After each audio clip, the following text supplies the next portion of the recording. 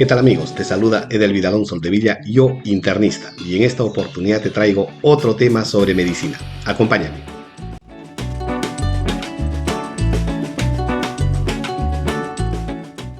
Muy bien, me han pedido hablar sobre gases arteriales y su interpretación, pero a mí me parece que debiéramos de empezar sobre las directrices más importantes previas a la toma y durante la toma de la muestra.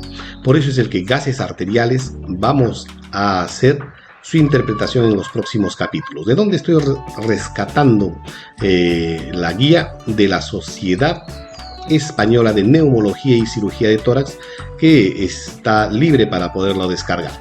Bien, entonces, ¿qué es lo que vamos a evaluar? ¿Qué es lo que les estoy trayendo en esta oportunidad? Es el decálogo sobre la toma y la valoración de la gasometría. Así que van a ser 10 puntos importantes que se deben tener en cuenta siempre que realicemos el examen en nuestros pacientes. Ahora empezamos con el punto número 1. ¿Qué nos dice?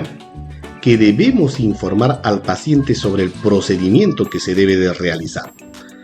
Evidentemente se debe tener en cuenta el grado de conciencia que tenga el paciente sobre la enfermedad. Si el paciente está consciente, sabe de qué estamos hablando, la explicación debe de ser amable y haciendo entender con la mayor claridad posible el porqué de este examen a realizar. Evidentemente va a ser mucho más difícil poder realizar una información adecuada al paciente cuando éste está hospitalizada en una unidad de cuidados críticos, por ejemplo, está teniendo problemas relacionados a la toma de decisión, como en este caso el paciente está en mal estado general. En estas circunstancias, ¿a quién se tendría que informar? Sabiendo ya incluso que el paciente ha ingresado con un consentimiento, entonces ¿a quién se le tendría que indicar, a quién se le tendría que decir o informar sobre el tema? Al familiar directo, al familiar en forma directa. Entonces, lo más importante dentro de todas las evaluaciones que realizamos al paciente es informar al paciente o al familiar más cercano, al familiar que está a cargo de este paciente. Ahora, después del primer punto, en este decálogo, el punto 2, debemos situar al paciente de una forma adecuada, ya sea si está sentado, como en este caso, haciendo de que los pies estén en el piso, que esté cómodo, que tenga respaldar, ya para poder hacer un procedimiento adecuado, o si está de cúbito, como en este caso. ¿Para qué? Para que el procedimiento tenga menor repercusión dolorosa en el paciente y para que el procedimiento sea adecuado y correcto. Ahora, se debe de decir al paciente que previo a la evaluación, previo al procedimiento, debe estar en reposo en realidad. ¿Por qué? Porque hace que minimice la ansiedad que pueda tener el paciente. Ya la ansiedad la va a minimizar. ¿Qué más? El paciente va a estar más tranquilo, el paciente va a estar reposado y va a disminuir los riesgos potenciales relacionados al procedimiento. Ahora, cuando se tenga una jeringa para hacer el procedimiento y la gasometría, se tiene que especificar siempre el FiO2. ¿Ya? O sea, la concentración de oxígeno, el FiO2, y el tipo de la fuente asociada al procedimiento en sí. Esto es muy importante para saber si la muestra es adecuada o la muestra se tendría que repetir o desechar. El tercer punto que debemos de evaluar en nuestro procedimiento es localizar la arteria. Casi siempre se hace este procedimiento en la arteria radial y se debe de realizar la localización, ya anatómicamente se debe de evaluar dónde está la arteria radial y a través de ella se debe de punzar. No nos olvidemos que acá se debe valorar un test que es el test de Allen. Y el test de Allen consiste en ver si existe circulación colateral. Probablemente en las siguientes sesiones vamos a explicar con mayor detalle este test. Ahora, a nivel humeral también se puede realizar este procedimiento, que es menos frecuente pero que se debe tener en cuenta, ¿ya? En donde a nivel de la arteria humeral también se deben de tener en cuenta las consideraciones anatómicas al respecto. Y a nivel femoral es menos frecuente que a nivel radial, pero se debe tener también en cuenta a nivel femoral. Esta es una zona inguinal derecha, ¿ya? De tal forma que siempre vamos a tener a la arteria, acá lo estoy dibujando, ¿bien?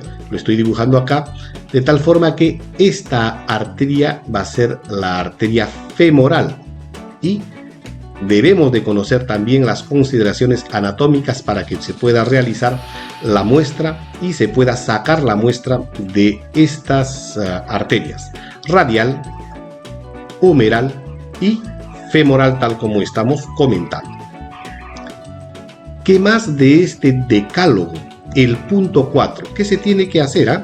Se debe utilizar guantes siempre. ¿Por qué? Porque esto nos permite, ¿ya?, una asepsia adecuada. Asepsia adecuada. De tal manera que disminuimos los riesgos relacionados a las infecciones, a los contagios, etc. Es importante tener en cuenta esta situación. Generalmente los guantes son de látex. Eso para tener también en cuenta. El punto 5 que nos dice este decálogo para la toma de la gasometría está relacionada a realizar la desinfección de la zona. Es muy importante. ¿Para qué nos va a servir? Para que las infecciones se reduzcan, el riesgo de infecciones se reduzcan drásticamente. Evidentemente, antes de ello, el lavado de manos es importante para el que va a hacer el procedimiento, pero también para el paciente. El punto 6 va a estar relacionado a que el paciente debe evitar el menor dolor posible. Debiéramos de proscribir ya el dolor a estos pacientes. ¿Y qué es lo que se tiene que hacer? Anestesiar la zona.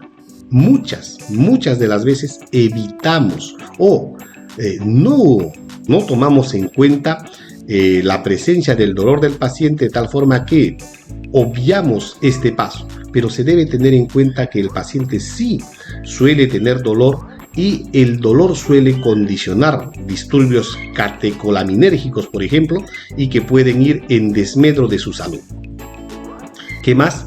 El punto 7.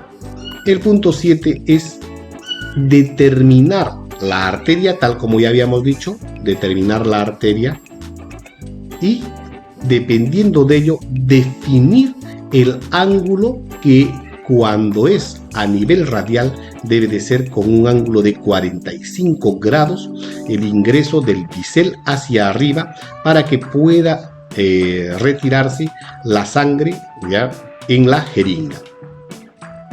El punto 8 nos comenta que luego de la punción que debemos realizar, comprimir la zona de punción. ¿Para qué? Para que evitemos alguna complicación relacionada a una hemorragia. O sea, debemos de evitar la hemorragia, debemos de evitar las lesiones relacionadas a la extravasación de la sangre, como las equimosis y los hematomas. Entonces los hematomas los evitamos comprimiendo la zona de punción. Siempre tener en cuenta este punto.